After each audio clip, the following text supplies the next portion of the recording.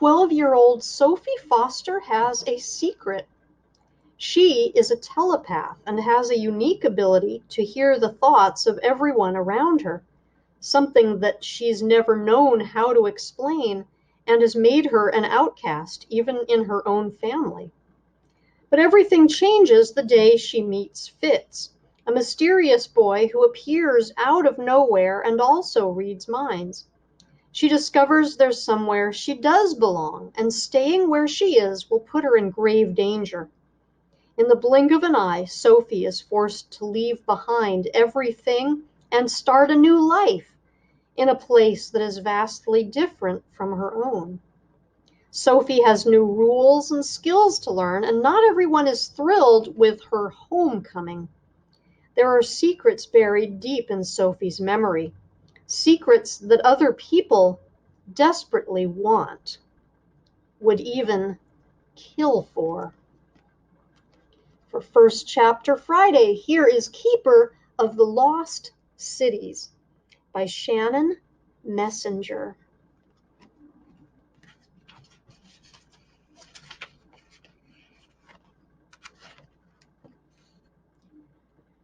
Blurry, fractured memories swam through Sophie's mind, but she couldn't piece them together.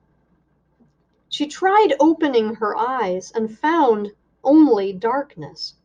Something rough pressed against her wrists and ankles, refusing to let her move. A wave of cold rushed through her as the horrifying realization dawned. She was a hostage.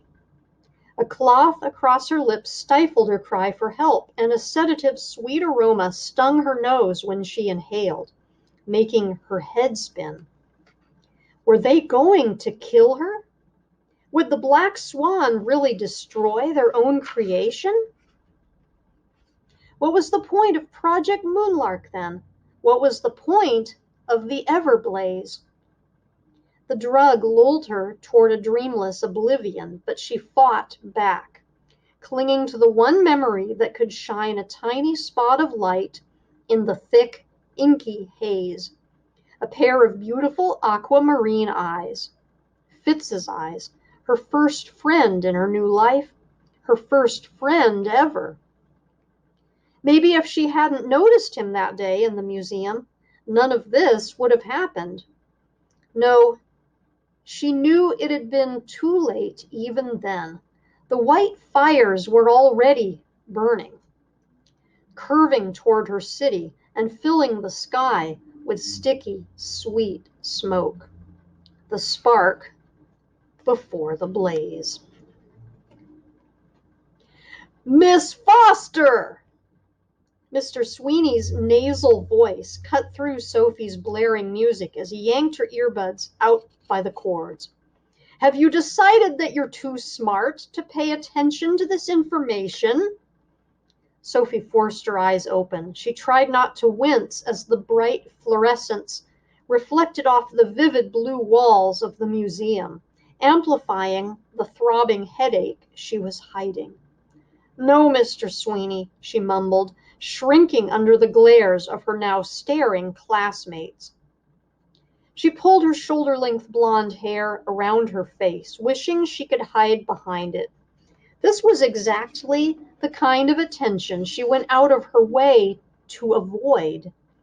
Why she wore dull colors and lurked in the back, blocked by the other kids, who were at least a foot taller than her. It was the only way to survive as a 12-year-old high school senior.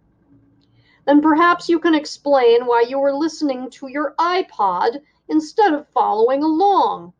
Mr. Sweeney held up her earbuds like they were evidence in a crime, though to him they probably were. He dragged Sophie's class to the Natural History Museum in Balboa Park, assuming his students would be excited about the all-day field trip. He didn't seem to realize that unless the giant dinosaur replicas came to life and started eating people, no one cared.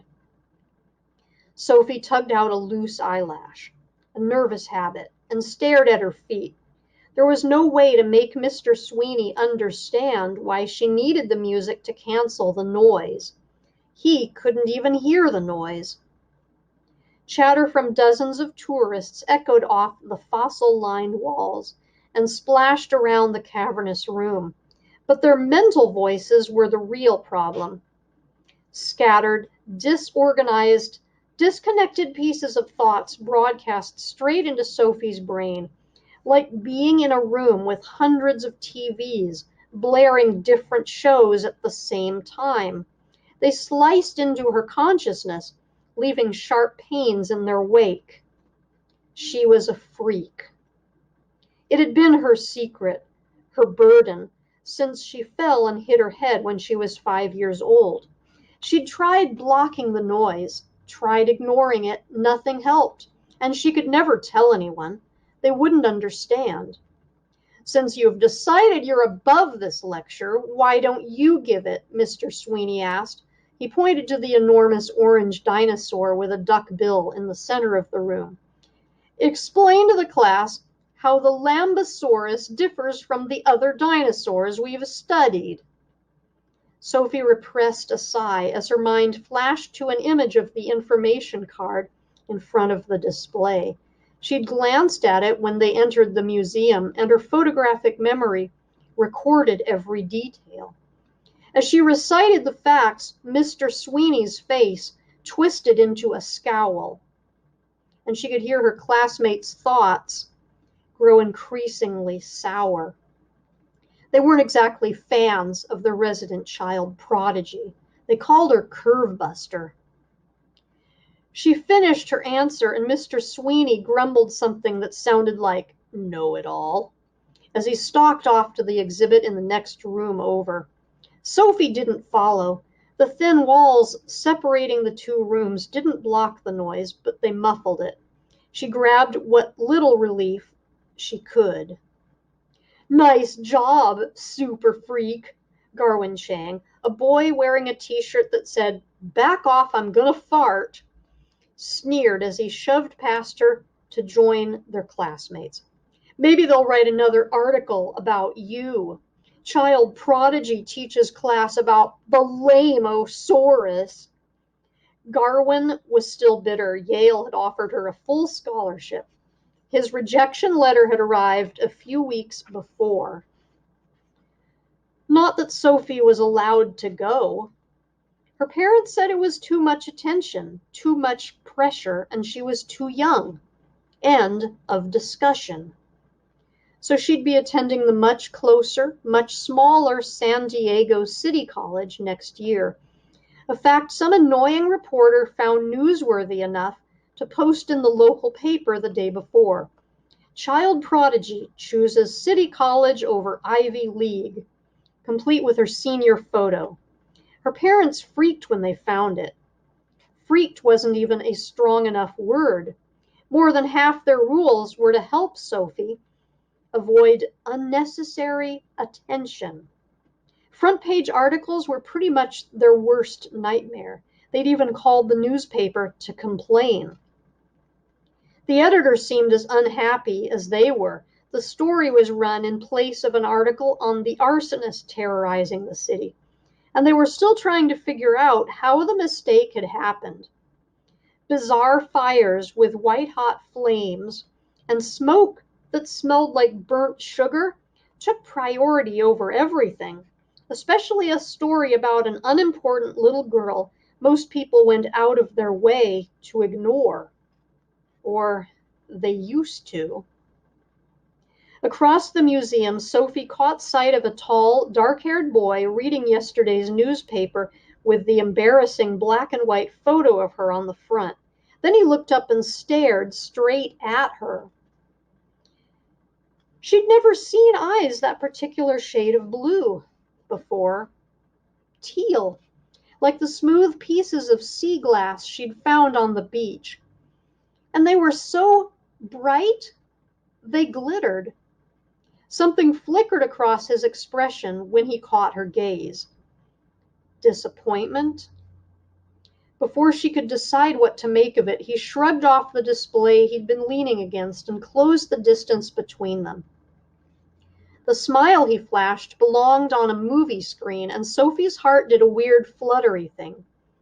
Is this you? He asked, pointing to the picture. Sophie nodded, feeling tongue-tied. He was probably 15 and by far the cutest boy she'd ever seen.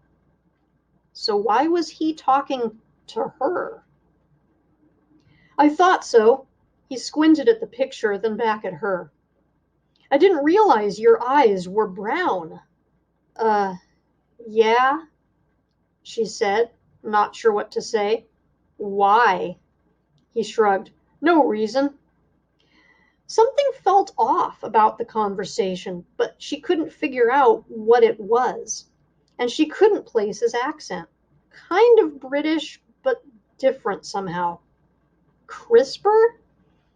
Which bothered her, but she didn't know why.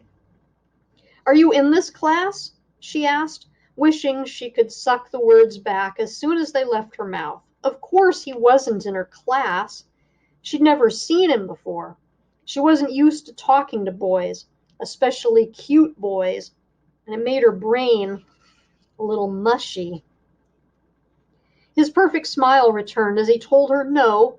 Then he pointed to the hulking greenish figures they were standing in front of. An Albertosaurus in all its giant lizard-esque glory. Tell me something. Do you really think that's what they looked like? It's a little absurd, isn't it? Not really, Sophie said, trying to see what he saw. It looked like a small T-Rex. Big mouth, sharp teeth, ridiculously short arms. Seemed fine to her. Why, what do you think they looked like? He laughed. Never mind. I'll let you get back to your class. It was nice to meet you, Sophie. And this has been a preview of Keeper of the Lost Cities.